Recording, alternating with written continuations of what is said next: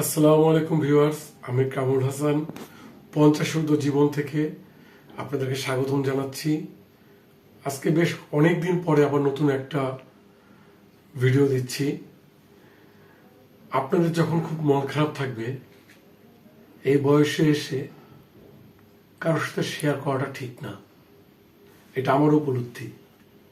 হয়তোবা আপনাদের আপনজন, ছেলে মেয়ে সন্তান বা বাবা মা কেউই হয়তোবা আপনার সেই আবেগ অনুভূতি মন খারাপটা ঠিক মতো বুঝবে না, হয়তোবা অনেক সময় ক্রিটিসাইজেরও শিকার হতে পারেন।